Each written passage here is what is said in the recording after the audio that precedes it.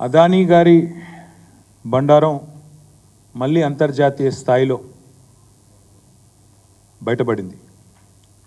America నుంచి Africa వరకు ఇవాళ ఈ అదానీ వ్యవహారం ప్రకంపనలు సృష్టిస్తూ ఉంది.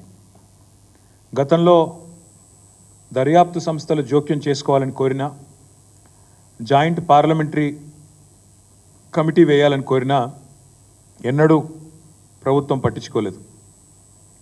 ఈరోజు అమెరికాలోని ఒక కోర్టు మరి స్పష్టంగా ఇక్కడ జరిగింది ఇది, ఇందులో డబ్బులు చేతులు మారాయని చెప్పిన తర్వాత ఇది మొదటిసారి కాదు, రెండవసారి అదానీ వ్యవహారంలో గతంలో హిండెన్బర్గ్ రిపోర్ట్తో ఒకసారి, ఇప్పుడు రెండవసారి ఈ న్యూయార్క్ కోర్టు ఏదైతే తీర్పిచ్చిందో దానివల్ల భారతదేశ ప్రతిష్ట అంతర్జాతీయ స్థాయిలో మసకబారిన మాట వాస్తవం.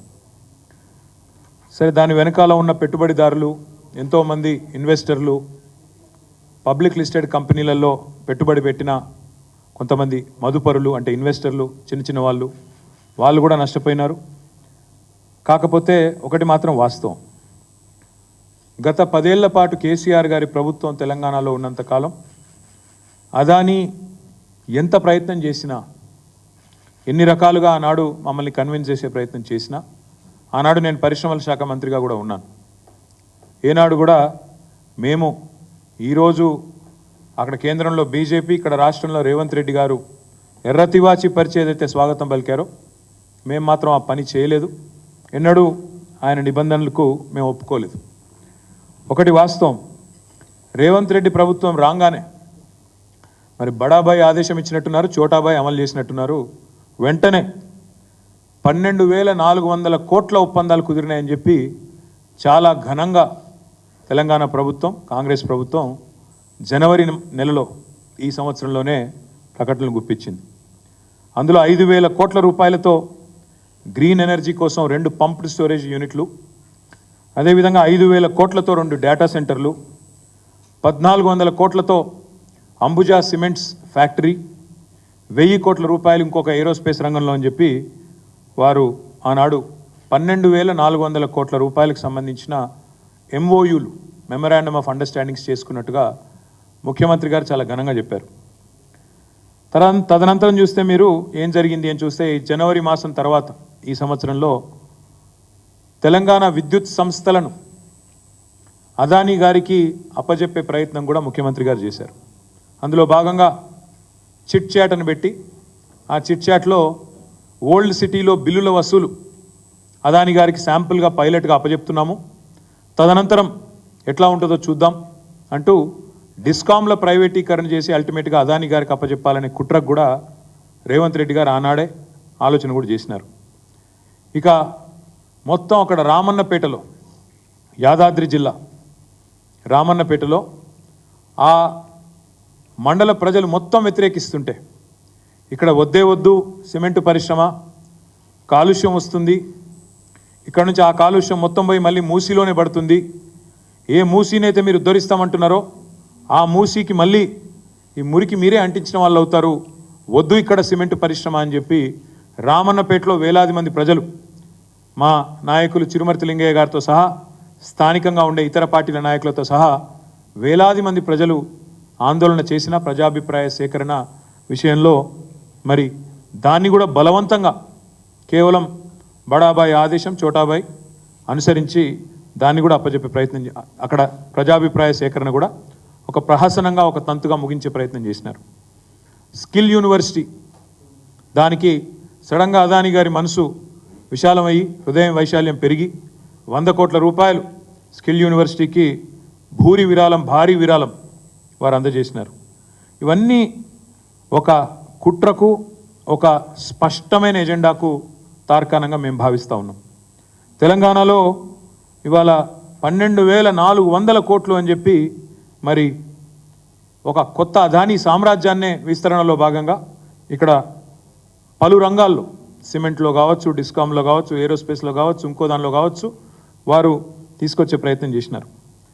ఈరోజు వాస్తవం ఏంటి అంటే మరి ఒకవైపు ఏమో ఇక్కడ కాంగ్రెస్ ప్రభుత్వం, రేవంత్ రెడ్డి గారేమో ఎర్రతివాచి పరిచి అదానీ గారికి సకల మర్యాదలు చేసి 4 గంటల పాటు రేవంత్ రెడ్డి గారి ఇంట్లో, ఒకటి కాదు రెండు కాదు, 4 గంటల పాటు భోజనము, భోజనానంతరం సమావేశము, సుదీర్ఘ సమాలోచనలు ఇవన్నీ జరుగుతూ ఉన్నాయి. ఈ వ్యాపార సామ్రాజ్య విస్తరణ ఒకవైపు జరుగుతూ ఉంటే మాకు ఆశ్చర్యాన్ని కలిగించేది ఏంటంటే, పెద్దలు చెప్తారు శివుడాజ్ఞ లేనిదే చీమైన గుట్టదంటారు. అట్లాగే కాంగ్రెస్ పార్టీలో హైకమాండ్ ఆజ్ఞ లేనిదే ఏమీ జరగదు. ఇప్పుడు సంవత్సరం అవుతుంది, ఇంతవరకు మంత్రివర్గ విస్తరణే దిక్కులేదు. ఎందుకంటే అది హైకమాండ్ గ్రీన్ సిగ్నల్ రాలే. ఇంకా 6 పదవులు అట్లే పాపం సంవత్సరం నుంచి ఊరిస్తూ అట్లే మెయింటైన్ చేస్తూ ఉన్నారు. అట్లా మరి మంత్రివర్గ విస్తరణకే ఒప్పుకొని హైకమాండు, మంత్రివర్గ విస్తరణకే గ్రీన్ సిగ్నల్ ఇవ్వని హైకమాండు వారి ఆదేశం లేకుండానే అదానీ గారితో ఈ ఒప్పందాలన్నీ జరుగుతూ ఉన్నాయా? ఈ విషయంలో తప్పకుండా కాంగ్రెస్ పార్టీ సమాధానం చెప్పాలని చెప్పి మేము డిమాండ్ చేస్తూ ఉన్నాం. చిన్న చిన్న నామినేటెడ్ పదవులు, మంత్రివర్గం కూడా కాదు, కార్పొరేషన్ చైర్మన్లు, డైరెక్టర్లు, కూడా డైరెక్టర్లు, ఇట్లాంటి డైరెక్టర్ల పదవులు ఉంటాయి. వాటికి కూడా హైకమాండ్ ఆజ్ఞ లేని ఏం జరగదు. కాంగ్రెస్ పార్టీ కల్చర్ అది. మరి అట్లాంటిది వేల కోట్ల ఒప్పందాలు, అది కూడా అదానీ లాంటి పారిశ్రామికవేత్త ఎవరినైతే రాహుల్ గాంధీ గారు రోజు విమర్శిస్తుంటారో ఆయనతో ఒప్పందాలు ఊరికైనా జరుగుతాయా? ఇది కాంగ్రెస్ పార్టీ సమాధానం చెప్పాలని చెప్పి మేము డిమాండ్ చేస్తూ ఉన్నాం. మేము అనడం కాదు, కావాలంటే ఆ వీడియో కూడా మీకు చూపెడతాను. రాహుల్ గాంధీ గారే చెప్పారు స్వయంగా, పారిశ్రామికవేత్తలు ఎవరు ఊరికైనా విరాళాలు ఇవ్వరు, కోయి ఐసే 30-40 కరోడ్ నహీ దేతా. ఇది రాహుల్ గాంధీ స్వయంగా మహారాష్ట్ర ఎన్నికల్లో, నిన్నగాక మొన్న జరిగిన మహారాష్ట్ర ఎన్నికల్లో స్వయంగా రాహుల్ గాంధీ గారు చెప్పిన మాట, కోయి ఐసే 30-40 కరోడ్ నహీ దేతా. ఊరికనే 30-40 కోట్ల విరాళాలు ఎవరు ఇవ్వరు, ఏదో పెద్దది ఆశించే వ్యాపార ప్రయోజనాల కోసమే అందులో నీకింత నాకింత అని చెప్పి ఇస్తారు అని రాహుల్ గాంధీ గారే స్వయంగా చెప్పారు. మరి 30-40 కోట్ల ఎవరు ఉత్తగియకపోతే 100 కోట్లు అదానీ గారు విరాళంగా ఇస్తున్నానంటే మరి ఇక్కడ కాంగ్రెస్ ప్రభుత్వం తీసుకున్నది కదా. మరి రాహుల్ గాంధీ మాటను కాదని తీసుకున్నారా, లేదా రాహుల్ గాంధీ మాటను పెడచెవిన పెట్టి తీసుకున్నారా, లేదా రాహుల్ గాంధీకి తెలిసే తీసుకున్నారా కూడా కాంగ్రెస్ పార్టీ నాయకత్వం తెలంగాణలో సమాధానం చెప్పాలి. అదే మాదిరిగా తెల్లారలేస్తే చెప్తుంటారు ప్రాంతీయ పార్టీలకు స్థానం లేదు, మాది జాతీయ పార్టీ అంటారు. మరి జాతీయ పార్టీకి జాతీయ విధానం ఉండాలి, ఒకటే విధానం ఉండాలి జాతికి. ఇక్కడ జాతీయ పార్టీ అన్నప్పుడు స్థూలంగా జాతీయ పార్టీ హైకమాండ్లో ఏ నిర్ణయం తీసుకుంటే కింది దాకా కూడా అదే పాటించాలి. కానీ ఢిల్లీలో ఒక నీతి, గల్లీలో ఒక నీతి అన్నట్టు, ఢిల్లీలోనేమో అదానీ మంచోడు కాదు, కానీ గల్లీకి వచ్చేసరికి, తెలంగాణకు వచ్చేసరికి మాత్రం అదానీ మంచివాడు, పునీతుడు, అన్ని రకాలుగా గొప్పవాడు అన్నట్టుగా మరి ఇవాళ మాట్లాడుతూ ఉన్నారు. బీజేపీని డబుల్ ఇంజన్ పార్టీ అని వీళ్ళు విమర్శిస్తూ ఉంటారు. మరి నేను అడుగుతున్నా, వాళ్ళది డబుల్ ఇంజన్ అయితే మీది డబుల్ స్టాండర్డా? గల్లీలో ఒక నీతి, ఢిల్లీలో ఒక నీతి ఉంటుందండి అదానికి సంబంధించి. కొంతమంది మిత్రులకు తెలుసు, ఈ ఆంగ్ల సినిమాల్లో చూపెడతా ఉంటారు good cop bad cop routine అని. అంటే ఇద్దరు పోలీసు వాళ్ళు వస్తారు ఇంటరాగేషన్కు, వచ్చి ఒక ఆయన కొట్టినట్టు చేస్తాడు, ఇంకో ఆయన కొడతాడు, వాడికి మంచివాడు కాదు, నువ్వు చెప్పు అంటాడు పక్కకి వెళ్ళి. దాన్ని good cop bad cop routine అంటారు. నాకు తెలిసి కాంగ్రెస్ పార్టీ కూడా అట్లే good Adani bad Adani routine పెడుతున్నది. గుడ్ అదానీ ఎప్పుడు? వాళ్ళకు చందాలు ఇచ్చినప్పుడు, వాళ్ళ ప్రభుత్వంతో దందా చేసినప్పుడు, వాళ్ళ పార్టీకి సంబంధించి వ్యాపారం ముడుపులప్పచెప్పినప్పుడు గుడ్ అదానీ. బ్యాడ్ అదానీ ఎప్పుడు? ఇతర పార్టీలతో, అక్కడుండే ప్రభుత్వాలతో సంబంధాలు పెట్టుకుంటే బ్యాడ్ అదానీ. అందుకే నేను ఇవాళ రాహుల్ గాంధీ గారిని సూటిగా అడుగుతా ఉన్నా. తెల్లారలేస్తే మీరు మాట్లాడుతూ ఉంటారు, ఉపదేశాలు ఇస్తూ ఉంటారు. నిన్న కూడా 1.5 గంటల సేపు మాట్లాడిండు రాహుల్ గాంధీ గారు. అదానీ అవినీతి, నేను ఎప్పటి నుంచో చెప్తున్నా ఈయన మంచోడు కాదని, ఈయన వెనక పెద్దోళ్ళు ఉన్నారు, ప్రధాని ఉన్నాడు, మోడీ ఉన్నాడు అని తెల్లారలేస్తే రాహుల్ గాంధీ గారు మాట్లాడతారు. రాహుల్ గాంధీ గారిని సూటిగా అడుగుతా ఉన్నాం, మీరు తెలంగాణలో కాంగ్రెస్ ప్రభుత్వం చేస్తున్న దందా అదానితో మీరు సమర్థిస్తున్నారా లేదా? ఒకటే మాటలో చెప్పండి. ఢిల్లీలో ఒక నీతి, గల్లీలో ఒక నీతి ఏ రకంగా సమంజసం మీరు చెప్పండి. కెన్యా దేశం తలసరి ఆదాయంలో కూడా తెలంగాణ కంటే, తలసరి ఆదాయం తెలంగాణ దాదాపు $5,000. కేసీఆర్ గారు వచ్చిన తర్వాత భారతదేశంలో నెంబర్ 1. కెన్యా అనే దేశం యొక్క తలసరి ఆదాయం పర్ క్యాపిటల్ ఇన్కమ్ $2,000. మనకంటే కెన్యాకు పెట్టుబడులు ఎక్కువ అవసరం. కానీ అట్లాంటి కెన్యా పేద దేశం అయినప్పటికీ ఆత్మగౌరవం గల దేశం కాబట్టి వెంటనే నన్ను అదానీ ఇట్లా లంచగొండి తనం చేసినాడు, లంచం ఇచ్చినాడు అని చెప్పి అక్కడ కోర్టు తీర్పియంగానే అమెరికాలో వెంటనే కెన్యా నిన్న తన కాంట్రాక్ట్లు, తన ఒప్పందాలు, వ్యాపార సంబంధాలు అదానితో మొత్తం రద్దు చేసుకుంది. నేను రాహుల్ గాంధీ గారిని అడుగుతా ఉన్నా, కెన్యా అధ్యక్షుడు విలియం రూటో అదానీ కంపెనీతో అన్ని వ్యాపార సంబంధాలు రద్దు చేసుకున్నారు, మీకు తెలుసు. కెన్యా రవాణా మంత్రిత్వ శాఖ, ఇంధన శాఖ, పెట్రోలియం శాఖ, వాటి కింద పనిచేసే ఏజెన్సీలను కూడా స్పష్టంగా కెన్యా అధ్యక్షుడు నిన్న చెప్పారు, మీకేమైనా ఒప్పందాలు ఉంటే ఏజెన్సీలకు అదానితో వెంటనే రద్దు చేసుకోమని చెప్పారు. విద్యుత్ పంపిణీ కాంట్రాక్టులతో పాటు ఎయిర్పోర్ట్ నిర్వహణ ఒప్పందం ఉంటే దాన్ని కూడా రద్దు చేసుకుంది కెన్యా. మరి నేను రాహుల్ గాంధీని అడుగుతా ఉన్నా, మరి మీ తెలంగాణ ప్రభుత్వం, మీ కాంగ్రెస్ ప్రభుత్వం, మీరు ఇంతమందికి శుద్ధులు చెప్తున్నారు దేశంలో. ఈరోజు అదానీ దుర్మార్గుడు, అదానీ అవినీతిపరుడు అని మాట్లాడుతున్నావు కదా, ఇంతవరకు నీ కాంగ్రెస్ ప్రభుత్వం తెలంగాణలో ఎందుకు అదానీతో కుదిరిన ఎంఓయూలను రద్దు చేయడం లేదు?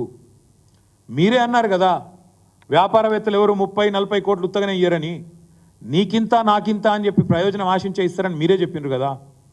మరి ఎంత ఆశించి మీరు అదానితో 12,400 కోట్ల ఒప్పందాలు కుదుర్చుకున్నారు? వాటిని రద్దు చేసి మీ ముఖ్యమంత్రికి ఫోన్ చేసి ఆదేశం ఇచ్చి అదానితో ఉన్న ఎంఓయూలు రద్దు చేసుకోమని చెప్తారా, చెప్పరా? దయచేసి మీరు స్పష్టత ఇవ్వాలని చెప్పి రాహుల్ గాంధీ గారిని కోరుతా ఉన్నాం. ఢిల్లీలోనేమో కుస్తీలు పడుతున్నట్టు పోజులు, అదానీ గారితో మేమేదో కుస్తీ పడుతున్నాం, అదానితో ప్రధానితో మేమే కొట్లాడుతున్నాం అని 10 ఏళ్ళు పోజులు కొట్టిండ్రు. ఆ 10 ఏళ్ళు ఇక్కడ మేము అదానీని రాకుండా మేము ఆపినాం. మళ్ళీ ఇక్కడ అధికారంలో కాంగ్రెస్ రాగానే రేవంత్ రెడ్డి గారు దోస్తీ చేస్తుంటే అదే అదానీతో ఎందుకు కళ్ళు మూసుకున్నారు రాహుల్ గాంధీ గారని మేము అడుగుతా ఉన్నాం. సమాధానం చెప్పాలని చెప్పి కూడా డిమాండ్ చేస్తున్నాం. అదానీతో దేశానికి నష్టమట, అదానీతో దేశానికి నష్టమట. ఇది రాహుల్ గాంధీ గారి ఉవాచ. మరి అదానితో దేశానికి నష్టమైతే దేశంలో అంతర్భాగమైన తెలంగాణకు నష్టం కాదా? అదానితో వేరే రాష్ట్రాల్లో నష్టమైతే, ఆయా ప్రాంతాల ప్రజలకు నష్టమైతే మరి ఇక్కడ తెలంగాణలో నష్టం కాదా? లాభం ఎట్లా అవుతుంది? రాహుల్ గాంధీ గారు చెప్పాలని చెప్పి మేము డిమాండ్ చేస్తూ ఉన్నాం. కాంగ్రెస్ అధిష్టానం మాటను కాదని, కాంగ్రెస్ అధిష్టానం మాటను పెడచెవిన పెట్టి అదానీ సామ్రాజ్యానికి తెలంగాణలో రేవంత్ రెడ్డి గారు రెడ్ కార్పెట్ ఏమైనా పరుస్తున్నారా? ఇది కూడా తప్పకుండా, ఒకవేళ అట్లా జరుగుతున్న మాట వాస్తవమైతే మరి ఆయన మీద చర్య తీసుకుంటారా, తీసుకోరా? ఇది కూడా రాహుల్ గాంధీ గారు సమాధానం చెప్పాలి. ఇప్పుడే ఇక్కడికి వచ్చేటప్పుడు నేను చూసిన షర్మిల గారు, ఆంధ్రప్రదేశ్ కాంగ్రెస్ కమిటీ అధ్యక్షురాలు, ఆమె కూడా చెప్పింది రేవంత్ రెడ్డి గారు పునరాలోచించుకోవాలా, అదానీతో ఏవైతే సంబంధాలు ఉన్నాయో వాటి విషయంలో తెలంగాణ ప్రభుత్వం కూడా పునరాలోచించాలా, మా కాంగ్రెస్ ప్రభుత్వం ఏముంది అక్కడ కూడా పునరాలోచించాలా నేను విజ్ఞప్తి చేస్తున్నా అని చెప్పి ఇప్పుడే షర్మిల గారు చెప్పినట్టు నేను వార్తల్లో ఇప్పుడే చూసిన. స్కిల్ యూనివర్సిటీ కోసం